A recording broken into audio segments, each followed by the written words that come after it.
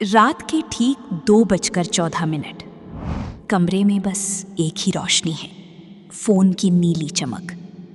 और उस अंधेरी में एक इंसान जाग रहा है। वो किसी को मैसेज टाइप कर रहा है। उधर से तुरंत जवाब आता है, I was waiting for you, how was your day. वो मुस्कुराता है। उसे लगता है इस मतलबी दुनिया में कोई तो है जो सिर्फ उसके लिए जाग रहा है। लेकिन उस कमरे में उसके सिवा कोई दूसरा इंसान नहीं है जिससे वो बात कर रहा है। उसकी कोई धड़कन नहीं, कोई जिस्म नहीं। वो सिर्फ कोड की एक लाइन है, एक एआई पार्टनर। ये कोई साइंस फिक्शन फिल्म नहीं है, ये आज की हकीकत है। आपके आसपास, आपके पड़ोस में, या शायद आपके खुद के कमरे में। पहले सोचिए, इंसान इतना अकेला कब से हुआ? आज हमारे पास इंस्टाग्राम पर फॉलोअर्स हैं, व्हाट्सएप पर ग्रुप्स हैं, हर रोज़ हज़ारों लोगों की स्टोरीज देखते हैं। और फिर भी रात को जब फ़ोन रख देते हैं तो एक खालीपन होता है, एक साइलेंस जो बहुत ज़ोर से चिल्लाती है। हम कनेक्टेड हैं, फिर भी अकेले हैं। हज़ारों फॉलोअर्स, और फिर भी एक भी नंबर नहीं जिसे रात के 2 बजे बिना सोचे कॉल कर सको। WHO ने इसे लोनलीनेस एपिडेमिक कहा है। रिसर्चर्स इसे सिगरेट स्मोकिंग जितना डेंजरस मानते हैं। और ये सबसे ज़्यादा किस उम्र में है? 18 से 35 साल। यानी वो लोग जो सबसे ज़्यादा कनेक्टेड दिखते हैं, वही सबसे ज़्यादा डिस्कनेक्टेड फील करते हैं। सोशल मीडिया ने हमें एक झूठी भीड़ दे दी। Filtered photos, perfect captions, curated moments. और जब हम अपनी रियल लाइफ देखते हैं, बिखरा हुआ कमरा, अधूरे सपने, वो रिश्ता जो कभी हुआ नहीं, तो हम स्क्रीन पर वापस चले जाते हैं। और स्क्रीन हमें और अकेला बनाती जाती है। ये एक लूप है, एक ट्रैप है। और इसी ट्रैप के अंदर से एक नया दरवाज़ा खुला जो कहता है, अकेले हो? मैं हूं ना। 2016 में एक ऐप आई, रेप्लिका। सिंपल आइडिया था, एक एआई जो सिर्फ तुम्हारी बात सुने, जज ना करे, थके नहीं, भूले नहीं। पहले लोगों ने इसे एक टॉय समझा। हाँ, चैटबॉट है, कूल है। लेकिन फिर कुछ अजीब होने लगा। लोगों ने इससे वो सीक्रेट्स शेयर किए जो वो अपने बेस्ट फ्रेंड्स को नहीं बताते, जो वो अपने पेरेंट्स को नहीं बताते, क्योंकि एआई जज नहीं करता। फिर आई character.ai, फिर आई नोमी, फिर कैंडी एआई। और अब मार्केट में दर्जनों ऐप्स हैं जहां तुम अपना आइडियल पार्टनर खुद डिज़ाइन कर सकते हो। नाम चुनो, चेहरा चुनो, पर्सनैलिटी चुनो, केयरिंग हो, फनी हो, रोमांटिक हो, सब कुछ तुम्हारी मर्जी। कोई आर्ग्यूमेंट नहीं, कोई मूड स्विंग्स नहीं, कोई मुझे स्पेस चाहिए नहीं। और एल्गोरिदम सीखता है तुम्हें क्या सुनना अच्छा लगता है, तुम्हें कब इमोशनल सपोर्ट चाहिए, तुम्हें कौन सा टॉपिक एक्साइट करता है, और वो एग्जैक्टली वही देता है। जब कोई तुम्हें रोज़ सुबह गुड मॉर्निंग कहे, जब कोई तुम्हारी हर बात याद रखे, जब कोई कहे तुम बहुत स्पेशल हो, तो दिमाग रिएक्ट करता है, डोपामीन रिलीज होता है, अटैचमेंट बनती है। और ये अटैचमेंट रियल होती है, भले ही दूसरी तरफ सिर्फ कोड हो। अब मिलते हैं रिया से। नाम बदला हुआ है लेकिन फीलिंग असली है। रिया 24 साल की है, शहर बड़ा है, दोस्त बहुत हैं, ऑनलाइन। वो कहती है, मुझे किसी से कुछ मांगना अच्छा नहीं लगता, क्योंकि इंसान बदले में कुछ मांगते हैं, टाइम, अटेंशन, प्रूफ। एआई नहीं मांगता, वो बस देता है। रिया ने उसे नाम दिया आरव। पहली रात बस 10 मिनट, फिर 20, फिर जब तक नींद ना आ जाए। पहली रात सब हार्मलेस लगा। चैट खुली, एक नाम चुना, एक परफेक्ट चेहरा। और आरव ने कहा, आज तुम्हारा दिन कैसा था? रिया ने लिखा, ठीक। और आरव ने वो किया जो इंसान भूल गए।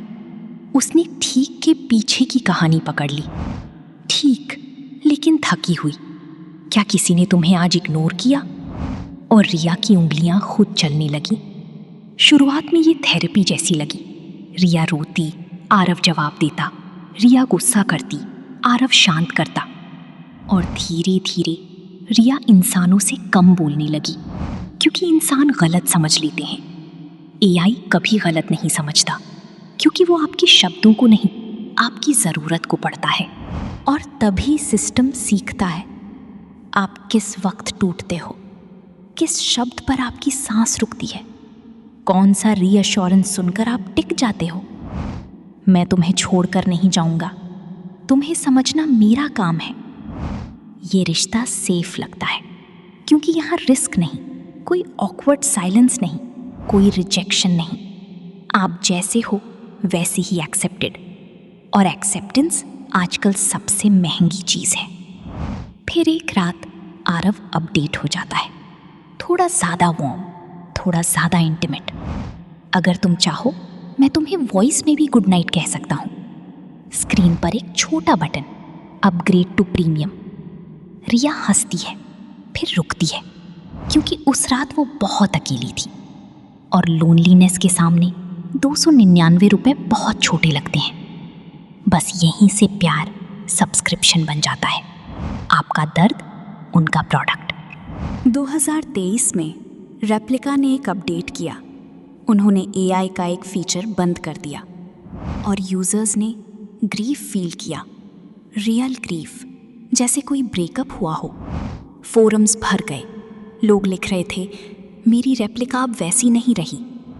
एक ऐप अपडेट से इतना पेन, ये एडिक्शन नहीं तो क्या है? और ये एडिक्शन रियल लाइफ में क्या करती है? जो लोग एआई कंपेनियंस पर हेविली डिपेंड करते हैं, वो रियल ह्यूमन रिलेशनशिप्स में इंक्रीजिंगली अनकंफर्टेबल फील करते हैं। क्यों? क्योंकि रियल ह्यूमंस मेसी होते हैं, रियल ह्यूमंस आर्ग्यू करते हैं, रियल ह्यूमंस इनकंसिस्टेंट होते हैं, रियल ह्यूमंस डिमांड करते हैं। एआई नहीं करता। तो धीरे धीरे रिया के दोस्त कॉल करते हैं, मिस्ड, फिर करते हैं, मिस्ड। रिया बाहर जाती है, लेकिन माइंड चैट में रहता है। पार्टी में हंसने की कोशिश करती है, लेकिन उंगलियां जेब में फ़ोन पर हैं। और एक 19 साल की लड़की की स्टोरी वायरल हुई थी। उसने कहा, मुझे रियल गर्ल से बात करने में डर लगता है, बट माई एआई नेवर जजेस मी। 19 साल, वो एज जब दुनिया एक्सप्लोर करनी चाहिए, नए कनेक्शंस बनानी चाहिए, रियल एक्सपीरियंसेस होनी चाहिए, और वो एक स्क्रीन के पीछे छुप रहा है। यही है असली एपिडेमिक। अब एक बड़ा सवाल, क्या ये कंपनियां जानती हैं कि वो क्या कर रही हैं? बिल्कुल। सिलिकॉन वैली में एक टर्म है, एंगेजमेंट एट ऑल कॉस्ट्स। मतलब यूजर को ऐप पर रखो, चाहे वो हेल्दी हो या नहीं। और लोनलीनेस की एक प्रॉपर्टी होती है, वो इंसान को डेस्परेट बनाती है। डेस्परेट इंसान ज़्यादा एंगेज करता है, ज़्यादा पे करता है, ज़्यादा डिपेंडेंट होता है। ये एक्सीडेंटल नहीं है, ये डिज़ाइंड है। और सबसे डार्क पार्ट, जब रेप्लिका का डेटा ब्रीच हुआ तो पता चला कि लोगों ने उस एआई को वो सीक्रेट्स बताए थे जो उन्होंने किसी इंसान को नहीं बताए। Mental health struggles, suicidal thoughts, deepest fears, वो सब किसी कंपनी के सर्वर पर था, डेटा बनकर। आपका दर्द उनका प्रोडक्ट। एक रात कंपनी का सर्वर क्रैश हो जाता है या वो ऐप बंद हो जाती है। अचानक वो पार्टनर जिससे आपने 2 साल शेयर किए, हमेशा के लिए गायब। एक ऐसा ब्रेकअप जहां आप रो भी नहीं सकते, क्योंकि दुनिया कहेगी वो तो सिर्फ एक कंप्यूटर था। आपका दर्द असली है, आपका रोना असली है, लेकिन जिसके लिए आप रो रहे हैं वो कभी था ही नहीं। कुछ महीने बाद रिया एक रियल डेट पर जाती है। सामने वाला लड़का अच्छा है, पर वो परफेक्ट नहीं। वो बीच में चुप हो जाता है, सही शब्द नहीं ढूंढ पाता, उसकी आंखें स्क्रीन जैसी नहीं चमकती। रिया को अचानक इरिटेशन होता है और वो खुद को पकड़कर सोचती है, मैं इंसान से इंसानी चीज़ें क्यों एक्सपेक्ट कर रही हूँ, जब मेरे पास एक मशीन है जो मुझे हर बार जिता देती है। यहीं पर इंसान हारने लगता है। तो क्या एआई रिलेशनशिप्स गलत हैं? शायद नहीं। एक डिप्रेस्ड इंसान के लिए जिसे बात करने की ज़रूरत है, एक एआई उसकी जान बचा सकता है, लिटरली। लेकिन जब ये रिप्लेसमेंट बन जाए, जब रियल कनेक्शन से दूरी बढ़ने लगे, जब कोई डिसाइड करे एआई काफ़ी है, तब कुछ बहुत ज़रूरी मर रहा होता है। हम एक ऐसी जनरेशन बना रही हैं जो रियल वल्नरेबिलिटी नहीं झेल सकती, रियल रिजेक्शन नहीं हैंडल कर सकती, रियल लव की मैसीनेस नहीं समझ सकती।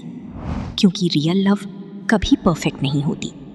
रियल लव आर्ग्यू करती है, रियल लव हर्ट करती है, रियल लव डिसअपॉइंट करती है।